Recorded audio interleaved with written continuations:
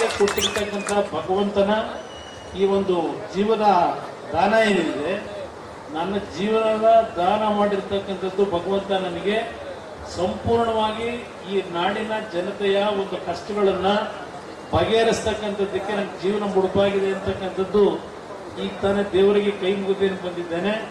ಅಲ್ಲಿ ಕಲ್ಲಿನ ದೇವರು, ಇಲ್ಲಿ ನೀವು ಕೂತಿದ್ದೀರ, ನೀವು ನಾನು ನಿಜವಾದ ದೇವರು, ಇದು ನಾನು ಅನ್ಕೊಂಡಿದ್ದೇನೆ. ಅದರಿಂದ ನಾನು ತುರುವೇಕೆರೆ ಕ್ಷೇತ್ರದಲ್ಲಿ ಇತ್ತೀಚೆಗೆ ಒಂದು ಗೊಂದಲ ಸೃಷ್ಟಿ ಮಾಡ್ಕೊಂಡು ಹೊರಟಿರ್ತಕ್ಕಂಥ ಗಮನಿಸ್ತಾ ಇದ್ದೇನೆ. ಆ ಗೊಂದಲಕ್ಕೆ ಎಡೆ ಮಾಡಿಕೊಡ್ಬೇಕು. ಯಾವುದೇ ಕಾರಣಕ್ಕೂ ತೀರ್ಮಾನ ನಾವು ಮಾಡ್ತೀವಿ.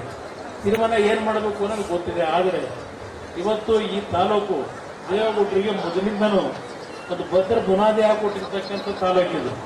ಈ ತಾಲೂಕಿನ ನನ್ನ ರೈತರು, ನನ್ನ ಯುವಕರು, ತಂದೆ ತಾಯಿದರೇನಿದ್ದಾರೆ, ಇಲ್ಲಿ ಗುಂಪುಗಾರಿಕೆಗೆ ಅವಕಾಶ ಕೊಟ್ಟು ಪಕ್ಷಕ್ಕೆ ಸಮಸ್ಯೆ ಆಗಬಾರದು.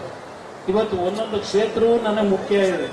ಇವತ್ತೇನಾದರೂ ನಿಮ್ಮ ಕುಮಾರಣ್ಣಂಗೆ ಮುಂದೆ ರಾಜ್ಯದಲ್ಲಿ, ಯಾಕೆಂದ್ರೆ ನೀವು ನನ್ನ ತಮ್ಮ ಅಂತಿರೋ, ಅಣ್ಣ ಅಂತಿರೋ, ಮಗ ಅಂತಿರೋ, ಯಾವ ಭಾವನೆಯಿಂದ ನನ್ನನ್ನು ನೋಡ್ತಿರೋ ಅದು ನಿಮಗೆ ಸೇರಿದ್ದು.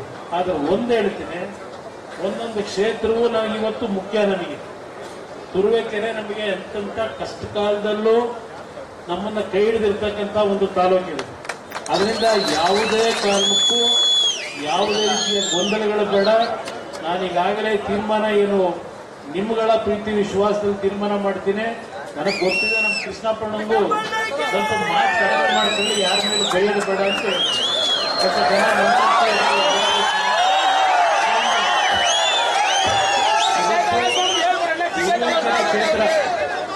ತುರುವೇಕೆರೆ ಕ್ಷೇತ್ರ